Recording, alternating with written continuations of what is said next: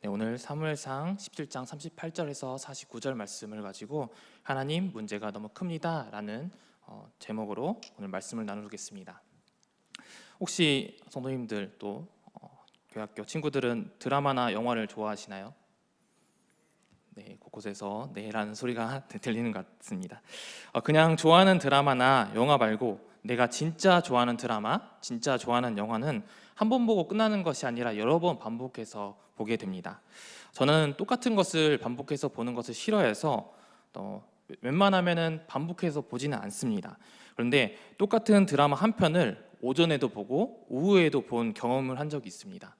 제가 팔을 다쳐서 병원에 입원한 적이 있었는데 그때 같이 있었던 그 병실에 계시던 한 분께서 아침에 아침 드라마를 본방으로 보시고 오후에 똑같은 드라마를 제 방으로 또다시 보셔서 어쩔 수 없이 타이에서 2번이나 같이 반복해서 보았던 기억이 있습니다. 그 드라마를 보면서 또 너무나 질렸던 또 경험이 있습니다. 어르신이 보는데 뭐라 할 수는 없고 마음이 참 어려웠지만 그분의 모습을 보면서 하나 깨달은 것이 있습니다. 그 어르신이 오전에 본방을 보았을 때와 오후에 제 방을 보았을 때 다른 반응을 보이셨는데, 오전에는 처음 보는 내용이기에 그 내용을 따라가기에 참 바빴다면, 그래서 또 조용히 보았다면, 오후에는 다시 보실 때는 장면마다 디테일을 보시면서 말씀하시고 이 장면은 이래서 이랬구나 라고 하시면서 전에 보지 못했던 것들을 잡아내는 것을 보았습니다. 그 모습을 보면서 똑같은 것을 보기는 싫어하지만 다시 보는 것을 통하여서 이전에 보지 못했던 것을 찾을 수도 있겠구나라는 아주 좋은 깨달음을 얻은 적이 있습니다. 왜 이렇게 뜬금없는 이야기로 설교를 시작하시는지 혹시 눈치를 채셨나요? 네, 오늘 읽은 말씀이 성경 중에서도 가장 많이 그리고 가장 널리 알려져 있는 말씀 중에 하나이기 때문입니다. 다윗과 골리앗의 이야기는 교회 학교부터 아주 어려서부터 많이 들었고 수도 없이 들었기 때문에 또 우리에게 너무나도 또 익숙한 말씀입니다. 기독교인들뿐만 아니라 세상 사람들도 다윗과 골리앗의 이야기를 너무나도 잘 알고 있어서 약자가 강자를 이기는 기적과 같은 그런 반전의 상징을 비유로 또 많이 사용하기도 합니다. 그런데 이렇게 너무나도 익숙하고 유명한 이야기를 다시 보다 보면 이미 우리가 잘 알고 있는 또 이야기이고 또 반복되고 또 계속해서 우리가 다 알고 있기 때문에 어떤 말을 할지 예상되어서 지루해지기 십상입니다. 특별히 일주일 동안 각자의 삶 가운데 치열한 삶을 사시다가 피곤한 몸으로 이 자리 가운데 나와서 뻔한 이야기, 너무나도 잘 알고 있는 이야기라 생각하면서 앉아있다 보면 말씀이 아니라 자장가로 들릴 수도 있습니다. 그러나 오늘 말씀이 익숙해서 다 아는 말씀이 아니라 자장가로 들리는 말씀이 아니라 하나님께서 우리에게 말씀하시는 그 말씀으로 들려지길 간절히 소망합니다. 제가 청년부 예배 가운데서도 이렇게 말한 적이 있는데 저도 이 앞에 서기 전까지는 앉아서 하시는 것들이 무엇인지를 정확하게 알지는 못했습니다. 여러 사람이 있어서 안 보일 것 같지만 여기 딱 서면은 뭐 하시는지 대부분 다 잘 보입니다. 특별히 조는 것은 더 잘 보입니다. 그냥 졸면 괜찮은데 눈이 풀리다가 눈이 뒤집어져서 눈의 흰자위만 보이게 되면은 이 앞에 서면 되게 무섭습니다. 그리고 한두 명이 그렇게 하면 괜찮은데 또 여러 명이서 그렇게 하다 보면은 오늘 잠을 못 잘 정도로 좀 아마 무서울 것 같으니까 눈 뒤집어 까지 마시고 오늘 말씀을 끝까지 잘 집중해서 들으셨으면 좋겠습니다. 오늘 밤에 저의 단잠을 위해서가 아니라 오늘 말씀 속에서 이 이야기를 다시 보면서 이전에 보지 못했던 것을 보고 깨닫지 못했던 것을 깨닫는 시간이 되었으면 좋겠습니다. 뻔하고 익숙한 이야기가 아니라 이 이야기를 통해서 하나님께서 오늘 나에게, 오늘 우리에게 말씀하시는 그 음성을 듣는 귀한 시간이 되길 간절히 소망합니다. 오늘 말씀을 보면 이스라엘 백성은 블레셋 군대와 전투 중에 있습니다. 이 같은 패턴은 사실 구약 시대에 내내 반복됐던 모습입니다. 대체로 블레셋이 이스라엘보다 훨씬 더 전력적으로 우세한 경우가 많았으며 오늘 말씀 17장에서도 그랬습니다. 이 엘라 골짜기에 블레셋 군대와 이스라엘 군대가 한쪽과 또 한 언덕씩을 차지하고 진을 치고 있는데 골짜기 사이를 두고 서로를 똑똑히 바라보고 있습니다. 보통 전쟁을 보면 어느 정도 대치하며 상황을 지켜보다가 곧 이제 전쟁을 하게 됩니다. 그런데 이 이야기가 처음 시작되는 17장의 앞부분을 보면 두 군대는 실질적으로 전투를 하고 있지 않습니다. 이스라엘 군대는 한 발자국도 전진하지 못하고 있는데 블레셋에 골리앗이라고 하는 입이 거른 한 장수가 있었기 때문입니다. 4절 말씀을 보면 골리앗을 블레셋의 싸움을 도두는 자라고 소개하고 있습니다. 일종의 바람잡이 노릇을 하고 있었던 것이죠. 그런 골리앗의 신체적 조건은 이스라엘 군사들로 주눅들게 만들었습니다. 키는 장대처럼 큰 데다가 얼굴은 험악하게 그지없고 평생 절투로 잔뼈가 굵은 몸, 60kg나 되는 두툼한 갑옷, 창은 배틀채 같고 창날의 무게만 7kg 정도 되는 엄청난 무기를 휘두를 수 있는 골리앗은 그야말로 완벽한 전사였습니다. 이런 골리앗 앞에 매일같이 나와서 그가 외치는 소리가 이스라엘 군대를 향하여서 모욕을 퍼부으면서 날마다 이렇게 외쳤습니다. 8절과 9절 말씀입니다. 그가 서서 이스라엘 군대를 향하여 외쳐 이르되 너희가 어찌하여 나와서 전열을 벌였느냐. 나는 블레셋 사람이 아니며 너희는 사울의 신복이 아니냐. 너희는 한 사람을 택하여 내게로 내려보내라.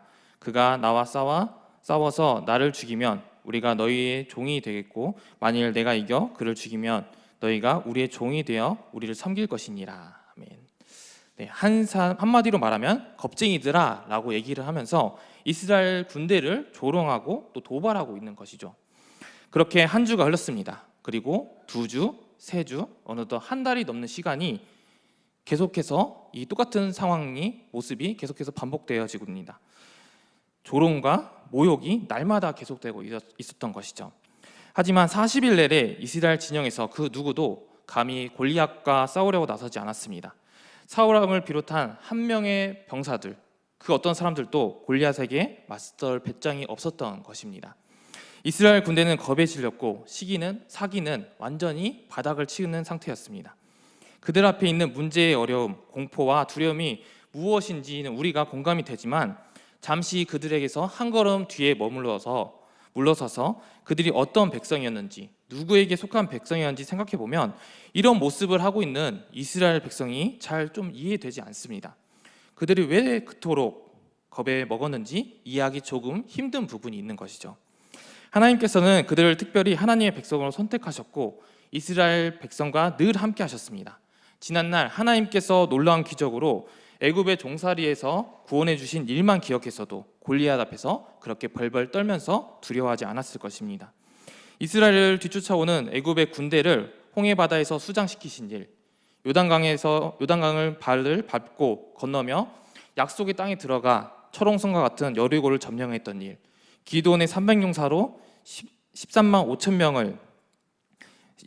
명의 미디안 군대를 물리쳤던 일 등 하나님께 말도 안 되는 상황 가운데서도 승리하게 하신 그것을 이미 경험한 이스라엘 백성들입니다.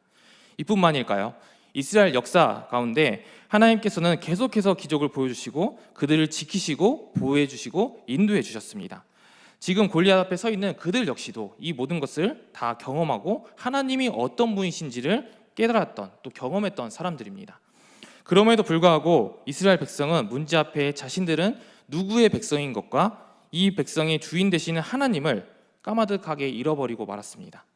그들은 하나님이 얼마나 강하신지와 그분을 믿고 따르기만 하면 골리앗 같은 이 문제가 얼마든지 쉽게 해결할 수 있는 분이 하나님이신 것을 전혀 생각하지 못하고 있었던 것입니다. 단순히 눈앞에 보이는 문제, 그 골리앗만 보고 그들 가운데 일하시는 하나님을 보지 못하고 있었던 것이죠. 이런 이스라엘의 모습을 보시면서 어떤 생각이 드시나요? 아니 왜 전능하고 위대하신 하나님을 믿지 못해? 라고 답답해하고 또 한심하다 생각이 드실 것입니다. 그런데 이런 모습이 이스라엘의 모습이기만 할까요? 우리 역시 골리앗 앞에 두려워하던 이스라엘 백성의 모습이 있지는 않습니까? 우리는 골리앗과 같은 거인과 직접 맞서 싸워본 적이 한 번도 없으며 온몸에 단단한 갑옷을 두르고 나보다 머리 몇 개나 더 있는 큰 전사 앞에 감히 도전할 배짱조차 없다는 사실을 볼 때 우리도 그 이스라엘 상황과 같이 있었다면, 그 군대 가운데 있었다면 골리앗 앞에 두려움에 떨고 있었던 이스라엘 군대의 상황과 그들과 같은 모습이었을 것입니다. 골리앗과 같은 큰 문제와 어려움은 말할 것도 없이 우리 삶 가운데 찾아오는 작은 문제 앞에서도 두려워 떨고 걱정하고 있는 것이 우리의 모습이기 때문입니다. 단 한 명의 시끄러운 험상궂게 생긴 남자가 이스라엘 군대 전체를 꼼짝 못하게 만든 것처럼 골리앗과 같은 그것 같지는 않지만 우리에게 골리앗처럼 크고 거대하여 이길 수 없게 느껴지는 문제가 우리의 삶을 두려움과 걱정으로 가득하게 만듭니다. 이스라엘 군대뿐만 아니라 우리 역시 이렇게 두려움에 사로잡히는 이유가 무엇일까요? 문제가, 그 어려움이 너무 크기에 그럴 수도 있겠지만 사실 우리가 두려워하며 걱정하며 무서워 떨고 있는 이유는 우리 앞에 있는 현실만, 내 앞에 있는 상황만 계속해서 우리가 바라보고 있기 때문입니다. 이스라엘 백성은 40일 동안 매일같이 찾아오는 골리앗을 보며 골리앗을 묵상했습니다. 골리앗의 크기, 또 목소리, 그들을 압도하는 키와 그가 입고 있었던 갑옷, 들고 있었던 커다란 창, 그가 얼마나 전투에 능한 인물인지에 대한 소문 등 어제도 오늘도 골리앗을 보며 그 문제를 집중하고 그 문제에만 몰두하고 있었던 것이죠. 그렇게 골리앗에 몰두한 결과가 무엇인가요? 11절 말씀입니다. 11절 말씀을 보면 사울과 온 이스라엘이 블레셋 사람의 이 말을 듣고 놀라 크게 두려워하니 라고 말하고 있습니다. 그래서 놀랐다라는 말은 극단의 공포심에 빠졌다는 의미이며 또 두려워하였다라는 이 말은 정신적으로 완전히 압도하여 질려버렸음을 의미합니다. 골리앗의 말에 귀 기울이고 묵상한 결과 그들에게 찾아온 것은 두려움과 압도당하는 걱정이었습니다. 우리 역시도 마찬가지입니다. 내 앞에 놓인 문제, 나를 힘들게 하는 상황, 나를 두렵게 만들고 걱정하고 염려하게 만드는 현실에 더욱 집중하기 때문에 40일 동안 아무것도 하지 못했던, 매일같이 두려움에 벌벌 떨며 한 발자국도 나아가지 못하는 그 이스라엘 백성처럼 우리 역시 나를 어렵게 하고 두렵게 하며 힘들게 하는 문제들의 위협 앞에 겁에 질려서 나아가지 못하고 멈춰섭니다. 그것들과 부딪혀 싸우기보다는 그 문제들이 너무나도 크게 다가와 제자리에서 서서 떨고 있는 모습이 우리의 모습인 것 같습니다. 물론 그 문제와 현실, 그 어려운 상황은 우리 앞에 현실이기에 그것을 바라보지 않을 수는 없습니다. 그러나 그런 상황 가운데 우리가 거기에 함몰되지 않으며 이전과 다른 행동을 할 수 있습니다. 어떻게 그 상황 가운데 함몰되지 않고 다른 행동을 할 수 있을까요? 성경은 그런 상황 가운데 어떻게 해야 하는지 보여주는 한 인물을 등장시킴으로써 그 방법에 대해서 우리에게 보여줍니다. 실질적으로 패배하진 않았지만 이미 전쟁에서 패배한 것 같은 상황 속에 이 한 사람의 등장으로 인해서 큰 변화가 생깁니다. 골리앗의 도발이 시작된 지 40일이 넘어가는 어느 날 두려움과 공포에 떨던 사울 왕과 이스라엘 백성과는 전혀 다른 한 소년이 그 전쟁터로 찾아왔습니다. 형들에게 먹을 것을 전하고 안위와 또 생존 여부를 확인하는 아버지의 심부름을 하기 위해서 전쟁터를 찾은 아무도 주목하지 않았던 한 사람, 그러나 하나님을 주목했던 사람, 하나님께서 주목하는 사람, 바로 소년 다윗입니다. 전쟁에 도착해 형들에게 먹을 것을 주며 이야기를 나누던 그때 반대편의 언덕에서 40일 내내 매일같이 반복되던 하나님을 저주하고 하나님의 군대를 모욕하는 골리앗의 소리를 또 듣게 됩니다. 이를 듣고 가슴이 뜨거워서 가만히 있을 수 없었던 다윗은 어떻게 하나님의 욕을 하는 저놈을 가만히 두느냐, 도대체 왜 머물러서 두려워하고 왜 싸우러 가지 않고 있느냐 하고 옆 사람에게 물었지만 그들은 골리앗을 죽이게 되면 얻게 되는 그 이익만 말할 뿐 골리앗과 싸우지 않고 듣기만 하고 있었던 이유에 대해서는 어떠한 말도 하지 못했습니다. 골리앗의 외침에 이스라엘 군대는 이전처럼 또 다시 심히 두려워 떨었지만 그들 가운데 있었던 이 다윗만은 다른 모습을 취합니다. 다윗은 살아계신 하나님의 군대를 모욕하는 저놈과 내가 싸워서 저 입을 반드시 기필코 다물게 만들겠다라고 말합니다. 다윗은 갑옷도 칼도 방패도 없고 군사적 훈련을 받은 건 고사하고 전쟁을 구경해 본 적도 없는 완전 전쟁의 초짜입니다. 어떻게 보면 전쟁을 한 번도 경험해 보지 않았던 그 소년이기에 두려움이 없이 그런 것을 그렇게 반응하고 그렇게 행동하고 했을지라고 생각할 수도 있지만 어떻게 보면 순수하다 못해 무모해 보고 어리석어 보이기도까지도 합니다. 그런데 사울을 비롯한 이스라엘 군대와 다윗이 다른 점이 하나 있었습니다. 이스라엘 군대는 눈앞에 있는 골리앗이란 문제를 날마다 묵상했지만 다윗은 그가 어디 있든지 무엇을 하든지 날마다 하나님을 묵상했던 것입니다. 이야기 속 다윗이 한 말을 보면 골리앗에 대해서 말했던 그 말보다 하나님에 대해서 이야기한 것이 총 4배 정도가 더 많은 것을 볼 때 그는 골리앗이 아니라 하나님께 더 관심이 갖고 더 많은 것을 기대하고 바라봤던 것을 알 수가 있습니다. 다윗이 출전을 원한다는 이야기가 사울 왕의 귀에 들어가서 다윗이 사울 왕 앞에 섰을 때 그는 자신이 지난 날을 이렇게 고백합니다. 사무엘상 17장 36절에서 37절 말씀입니다.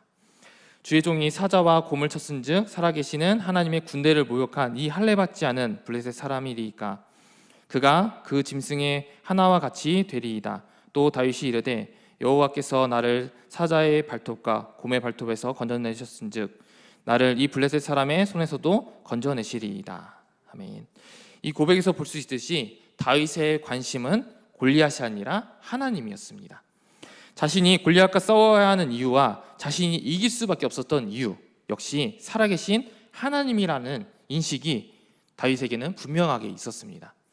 골리앗이 하나님을 모욕함으로써 이스라엘 군대가 아니라 하나님과 싸움을 걸고 있기에 이 싸움은 골리앗과 이스라엘의 싸움이 아니라 골리앗과 하나님이 싸움이 되었다는 것 또한 정확하게 다윗은 인식하고 있었던 것입니다. 이 싸움이 골리앗과 하나님의 싸움이라면 누가 이 싸움에서 이길 것인가 하는 것은 이미 결정된 것이죠. 만군의 하나님 그리고 살아계신 하나님과 싸워 이길 자가 누구란 말인가? 이 확신이 다윗으로 하여금 주위에 그 누구도 납득하지 못한 행동을 담대하게 하게 하고 또 담대하게 나아가게 했던 그런 원동력이 되었던 것입니다. 그런 다윗에게 사울 왕이 내어준 왕의 갑옷은 단단하고 반짝거리는 것 중에 최고였지만 다른 사람들보다 머리 하나 더 있었던 사울의 갑옷은 맞지 않을 뿐만 아니라 다윗은 갑옷에 익숙하지 않았습니다. 그렇게 자신에게 맞지 않은 갑옷을 벗고 시내로 나아가 물가에 매끈한 돌 5개를 골라서 그것을 자신의 자루에 놓고 물매를 챙겨 그동안 누구도 하지 못했던 발걸음을 옮겨 거인을 향해서 그 골리앗을 향해서 한 걸음 한 걸음 성큼성큼 나아갑니다. 그리고 골리앗의 모욕과 저주 앞에 이렇게 당당하게 말합니다. 사무엘상 17장 45절에서 47절 말씀인데 우리가 믿음으로 한번 같이 고백하며 읽도록 하겠습니다. 함께 읽겠습니다. 다윗이 블레셋 사람에게 이르되 너는 칼과 창과 단창으로 내게 나아오거니와 나는 만군의 여호와의 이름 곧 내가 모욕하는 이스라엘 군대의 하나님의 이름으로 내게 나아가노라. 오늘 여호와께서 너를 내 손에 넘기시리니 내가 너를 쳐서 내 목을 베고 블레셋 군대의 시체를 오늘 공중의 새와 땅의 들짐승에게 주어 온 땅으로 이스라엘의 하나님이 계신 줄 알게 하겠고 또 여호와의 구원하심이 칼과 창이 있지 아니함을 이 무리에게 알게 하리라. 전쟁은 여호와께 속한 것인즉 그가 너희를 우리 손에 넘기시리라. 아멘. 이 고백을 통해서도 볼 수 있듯이 다윗의 관심은 골리앗이 아니라 하나님이었습니다. 두려워한 사울과 이스라엘 군대들과 분노하며 골리앗과 싸움에 나선 이 다윗이 근본적으로 다른 점이 바로 여기 있었던 것입니다. 그들은 이 싸움을 골리앗과 자신들의 싸움으로 인식했습니다. 그래서 골리앗과 자신들의 견주어 보게 되었을 때 그 결과 장대한 체구와 완벽한 무장을 갖추었던 골리앗에 비해 턱없이 약했던 자신의 모습을 보게 된 것이죠. 그래서 이 싸움은 약한 자신들이 강한 골리앗에게 무너지는 것이 분명한 싸움이라는 것을 인식을 갖게 되고 그러한 인식은 필연적으로 놀라움과 두려움과 도망이라는 그 결과를 초래했던 것입니다. 그러나 다윗은 하나님을 모욕하는 골리앗과 하나님과의 싸움으로 인식하고 골리앗과 그보다 비교할 수 없는 강하신 하나님, 만군의 하나님을 비교하게 된 것이죠. 그렇게 나아가는 다윗과 골리앗의 싸움, 아니 하나님과 골리앗의 싸움은 그렇게 오래 걸리지 않았습니다. 다윗이 돌 하나를 물매에 얹어서 골리앗에게 던졌고 그 돌을 맞은 골리앗은 한 방에 쓰러졌습니다. 그렇게 크게 느껴지고 넘지 못할 것 같은 산과 같이 느껴졌던 골리앗과의 전쟁은 하나님께서 단번에 끝내신 것이죠. 45절에서 47절 우리가 방금 전에 읽었던 이 다윗의 외침 핵심, 칼과 창도 아니고 다윗도 아님 하나님께서 하신다 그 외침과 우리가 읽진 않았지만 다음 절에 나오는 50절에 다윗이 골리앗을 죽였음을 선언하면서 그러나 그 손에 칼이 없었다라고 못을 박으며 끝맺음하는 것도 실제로 골리앗을 죽인 것은 다윗이 아니라 하나님이었음을 드러내는 것입니다. 하나님을 사랑하는 자, 하나님께 시선을 두었던 다윗을 통해서 골리앗에게 승리하였고 그로 인해서 이스라엘이 블레셋에게 승리를 거두었던 것이죠. 하나님께서는 최고의 갑옷을 걸치고 칼을 손에 쥔 채로 백만대군의 비호를 받으며 나아가는 용감무쌍한 다윗을 통하여서 승리하기를 원치 않으셨습니다. 하나님께서는 하나님께 시선을 둔 자, 그저 그분을 굳게 믿는 한 젊은이를 통해서 승리를 이루고자 하셨습니다. 그런데 우리가 이를 보면서 우리는 자칫 착각하는 것이 하나 있습니다. 여러 번 이야기를 들었지만 너무나도 많이 보기에 또 다시 보기를 해서 중요한 내용을 건너뛰고 오해하고 있는 것이 있습니다. 제가 이전에 다윗과 골리앗에 들었던 이 설교의 대부분이 이런 오해와 착각을 하게 만들었던 것 같습니다. 열심히 다윗과 골리앗의 이야기를 소개하고 나서 자 여러분, 우리도 다윗처럼 충분히 거둘 수 있습니다. 승리를 거둘 수 있습니다. 다윗은 이전부터 잘 준비되었던 실력과 불타는 열정으로 물맷을 챙기고 조약돌 5개를 골라서 과감히 전쟁터로 나가 거인을 쓰러뜨렸습니다. 여러분도 각자의 거인을 쓰러뜨리려면 다윗처럼 행동해야 합니다. 5개의 돌을 열심히 준비하고 여러분의 물매를 챙기고 여러분 앞에 버티고 서 있는 그 거인을 향해서 겨냥하십시오. 얼마든지 할 수 있습니다. 잘 맞추면 한 번에도 끝낼 수 있습니다 라고 이렇게 격려를 합니다. 이런 메시지는 도전이 되고 용기를 붙들어주며 우리가 다시 한번 결심하게는 만들어줍니다. 이런 메시지를 듣고 그래 나도 할 수 있어, 조금만 용기 내보자, 한 방이면 내 앞에 있는 그 골리앗과 같은 문제 쓰러뜨리고 놀라운 경험을 할 수 있을 거야, 거둘 수 있을 거야 라고 하며 다짐하며 우리를 나아가게 만듭니다. 그런데 그렇게 다짐한 후 돌아가서 만나는 현실 가운데 우리의 모습은 어떠한가요? 잠시 조금 용감하게 나아가고 조금 더 이전보다 용감해질 수 있습니다. 더 노력해서 문제의 거인을 향하여서 전과 달리 맹렬하게 우리가 조금 더 돌진해 볼 수는 있습니다. 이런 모습이 전혀 무의미하다는 것은 아닙니다. 하지만 그렇게 하는 것은 기껏해야 우리에게 어울리지 않는 사울의 갑옷을 걸치는 것 같은 행동에 불과합니다. 우리에게 맞지 않는다는 것이죠. 예배나 수련회가 끝난 후 다시 일상으로 시작되면 언제 그랬냐는 듯이 또다시 우리 앞에서 문제 앞에 조롱당하며 그 문제를 두려워하며 살아가게 됩니다. 당신은 할 수 있어. 다윗처럼 강하고 담대하게 나아가라. 다윗처럼 그렇게 훌륭한 용사가 되어라 라는 그 주문은 우리 삶 속에서 전혀 통하지 않고 우리 삶 속에서 찾아오는 문제 앞에 또다시 두려워하며 떨며 숨지기며 살아가는 것이 우리의 모습이지 않습니까? 그 이유가 무엇일까요? 왜 도대체 계속해서 우리는 반복된 그런 두려움과 어려움과 걱정 가운데 쌓여 있는 것일까요? 왜 우리는 다윗처럼 그렇게 두려워하지 않고 나아가지 못하는 것일까요? 그 이유는 이야기 속 다윗이 우리가 아니기 때문입니다. 그럼에도 자꾸만 우리를 다윗으로 보는 시각이나 우리가 다윗처럼 되어야 한다는 그 시각은 이 이야기를 단편적으로 보아서 다윗을 주인공으로 보았기 때문에 인간 중심적으로 말씀을 해석한 것입니다. 그렇다면 이 이야기의 주인공은 누구일까요? 아마 다 예상하고 계시듯이 바로 하나님이십니다. 하나님이야말로 유일하게 골리앗을 쓰러뜨리신 분이십니다. 다윗이 능력이 있어서 실력이 있어서 골리앗을 쓰러뜨린 것이 아니라 하나님께서 다윗을 통해서 하나님의 일을 하셨습니다. 다윗의 손에 들려있던 물맷돌과 그 돌처럼 그동안 하나님께 시선을 향하고 하나님의 마음에 관심을 두었며 살아갔던 다윗을 통해서 하나님께서는 문제를 해결하신 것이죠. 이것이 다윗과 골리앗의 싸움에서 더욱더 우리에게 강조하고 있는 말씀입니다. 그래서 성경 곳곳에서는 하나님께서 두려워하거나 놀라지 말라, 이 전쟁은 내게 속한 것이지 너에게 속한 것이 아니다 라고 말씀을 하십니다. 다윗 역시 47절에서 전쟁은 여호와께 속했다 라고 고백하며 골리앗 앞으로 나아갔습니다. 이뿐만 아니라 성경은 끊임없이 하나님을 우리의 용사라고 소개를 합니다. 하나님께서 우리를 대신해서 싸우신다는 것입니다. 하나님이 친히 전쟁하시고 하나님이 싸우시며 승리하셔서 하나님의 나라를 세우신다는 것을 성경은 계속해서 우리에게 말해주고 있습니다. 그렇기에 이 이야기의 주인공은 다윗이 아니라 하나님이십니다. 또한 우리는 다윗도 아닙니다.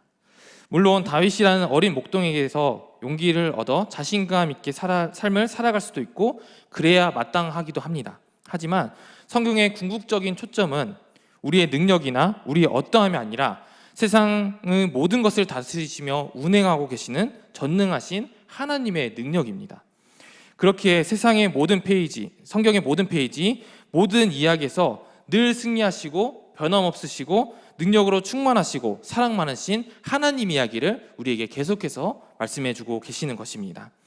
그런 하나님을 보지 않고 문제만 바라보며 자신에게서 해법을 찾거나 다윗이 되기 위해 노력한다면 우리의 달력에, 우리의 삶 가운데 계속해서 오늘 또 두려움과 걱정 가운데 아무것도 할 수 없었다, 오늘도 실패했다, 오늘도 싸움에서 졌다 라고 표시되는 이 가위표가 계속해서 우리 삶의 달력 가운데 늘어날 것입니다.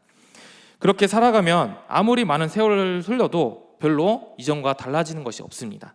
오히려 이기지 못하고 패배감에 쩌들어서 좌절감에 빠져 더 주저앉을 수밖에 없습니다. 하지만 하나님께서 우리 인생의 엘라 골짜기로 들어오시는 순간 우리의 삶의 모든 것들이 달라집니다. 거인에게서 시선을 떼고 다윗의 용맹함과 위대함에서 시선을 떼어 우리 삶 가운데 찾아오시는 하나님의 시선을 고정하는 순간 우리의 소망이 우리 자신에게서 하나님께로 옮겨지는 그 순간이 바로 놀라운 변화의 출발점입니다. 혹시 삶 속에서 이길 수 없는 것 같은, 넘어질 수밖에 없는 것 같은 골리앗이 있고 그 골리앗이 매일같이 우리의 삶을 조롱하고 계신가요? 거인 하나 상대하기도 버거운데 아예 거인 떼와 수많은 거인들과 사투를 하고 또 그렇게 살아가고 계신가요? 미래에 대한 문제와 관계에 대한 어려움이, 또 육체에 대한 아픔이, 경제적 어려움이 종일토록 매 순간 매일같이 우리의 발목을 잡고 계신가요? 우리는 그 문제 앞에, 그 어려움 앞에, 그 고통과 아픔 앞에 아무것도 아닌 것 같이 초라하고 보잘것없어 그래서 하나님, 문제가 너무 큽니다. 하나님, 도저히 이것들 제가 감당할 수 없습니다. 나는 이길 수 없습니다 라고 고백하며 매일 그 앞에 주저앉는 우리에게 오늘 말씀은 우리를 위해서 싸우시는 분, 용사가 되셔서 우리를 대신에 전쟁해 주시는 분이 계시다는 것을 우리 가운데 보여주고 있습니다. 내 앞의 현실, 내 앞에 놓여진 문제, 내가 해결해야 할 것들을 보고 나아간다는 것은 나를 보고 내 생각과 내 판단을 믿고 나아간다는 것입니다. 그런데 우리가 아는 것, 우리가 보는 것, 우리가 이해하는 것은 문제에 있어 아주 지극히 작은 부분이고 그 역시도 착각과 오해, 어리석음이 또한 너무나도 많습니다. 더욱이 현실은 날마다 처음 가는, 또 처음 겪는 낯선 길에서 그렇기 때문에 어디서 무엇을 만날지 모르는 것이 우리의 삶의 모습이며 우리들의 인생의 모습입니다. 그 가운데 내가 내 삶의 인도자가 되어서 내 삶의 키를 쥐고 아무리 노력해봐야 더욱더 깊은 늪에 빠질 뿐 문제 해결조차 할 수 없는 것이 바로 우리의 모습이고 우리의 연약함입니다. 그렇기에 우리가 기억해야 할 것은 세상이 우리에게 찾아오는 문제가 얼마나 크고 강한가, 그것이 아니라 우리가 우리의 용사 되신 하나님을 얼마나 믿고 의지하며 신뢰하고 있는가입니다. 두려움의 반대는 용기가 아니라 크기입니다. 두려움은 크기 차이 때문에 만들어지기 때문입니다. 나보다 크고 강한 문제를 만나게 되면 감당하지 못할 현실의 크기와 압도당할 때, 나의 자금과 초라함을 마주하며 아무것도 할 수 없다는 걸 알게 될 때 두려움과 무기력을 느끼게 됩니다. 마치 거인 골리앗 앞에 하나님을 잊어버렸던 그런 이스라엘 백성들처럼 말입니다. 그래서 아무리 용기가 커도 두려움을 잠시나마 가릴 수는 있겠지만 그 두려움을 아예 없애버릴 수는 없습니다. 그렇게 두려움을 이기는 방법, 그 모든 것을 압도하고도 남으신 전능하신 하나님께 우리의 시선을 옮기는 것입니다. 나의 모든 것을 주님께 맡겨드리는 것입니다. 내 싸움이 아니라 나의 모든 것 되시는 주님의 싸움이기 때문에 믿고 담대하게 나아가는 것입니다. 세상 그 무엇보다도 가장 크고 위대하신 하나님, 세상을 창조하시고 죽음도 이기신 가장 능력의 하나님, 모든 실패와 고난을 영광으로 바꾸실 가장 큰 계획을 하고 계시는 하나님, 나를 위해 나를 대신해 싸우시는 하나님께 시선을 돌릴 때 모든 두려움과 공포와 좌절, 걱정과 염려를 이길 수가 있습니다. 우리가 두려워할 대상은 나보다 큰 현실이 아니라 세상에서 가장 크신 하나님이십니다. 하나님의 크심을 인정하는 작은 자가 세상이 주는 두려움을, 세상이 주는 걱정과 염려, 그 좌절을 이깁니다. 우리의 삶 속에 찾아오는 어떠한 고인도 우리를 대신해 싸우시는 용사이신 하나님의 적수가 되지 않으니 용기 내어서 나아가시길 바랍니다. 우리가 가진 모든 거인은 쓰러질 수 있고 반드시 쓰러질 것입니다. 하나님의 능력이 통하면 뭐든지 쓰러질 수 있고 틀림없이 그것들은 반드시 쓰러집니다. 그 거인의 크기와 상관이 없습니다. 하나님의 능력이 언제나 그것들보다 훨씬 더 크시기 때문입니다.